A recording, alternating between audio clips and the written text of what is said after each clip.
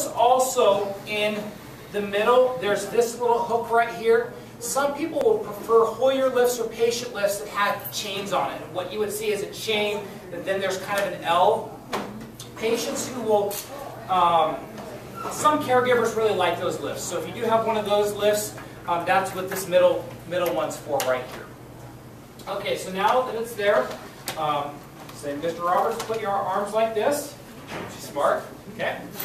And so what we're going to do, I'll ask Mike. Are you ready, Mike? I'm ready. Okay, super. So what we'll do is we'll start lifting him. Are you a man of faith? I have my doubts. That's very good. Okay. Now when you lift them, you don't need to lift them up really, really high. You just need to get their butt off the ground. So as soon as his butt's about a ½ inch, an inch off the ground, that's plenty high.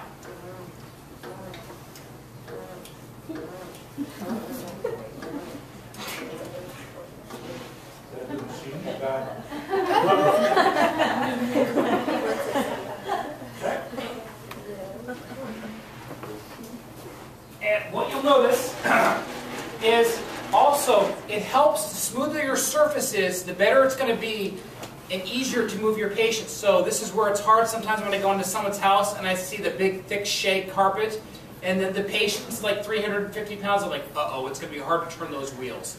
So this is where it's also nice to have a second patient. If you have a second caregiver, they might need to give you an extra oomph, because sometimes if the wheels are turned crooked, it might be hard to push the patient. So as we move Guy, okay, butt hit the ground. Okay. So Mike, what he was trying to do is grab the top of it. He needs to be grabbing the handles. So go ahead and grab the handle, Mike. There you go. And then you do the patient.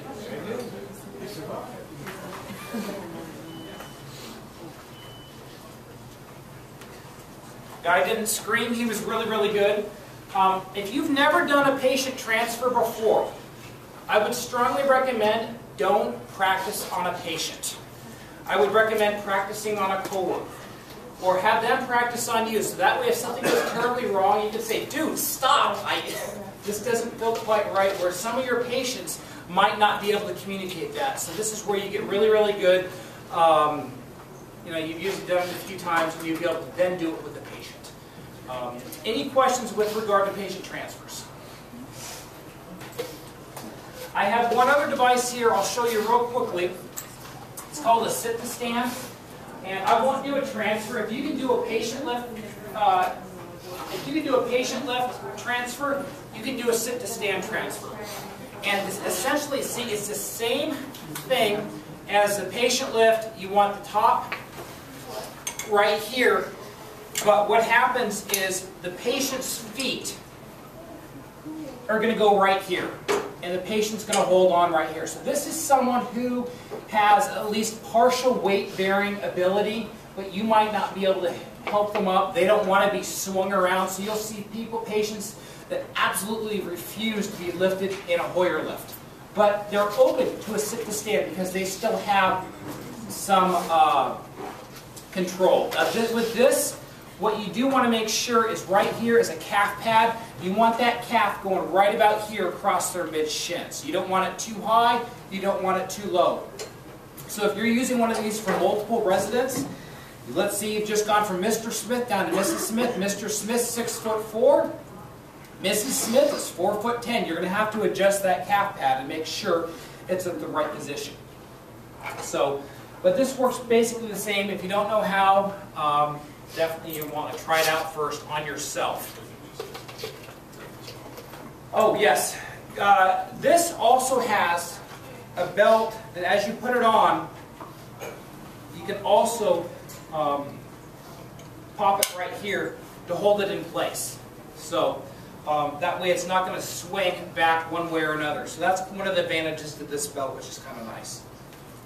So do I have any questions with regard to patient transfers? Hoyer lifts. Is there anyone here who has never used a patient lift?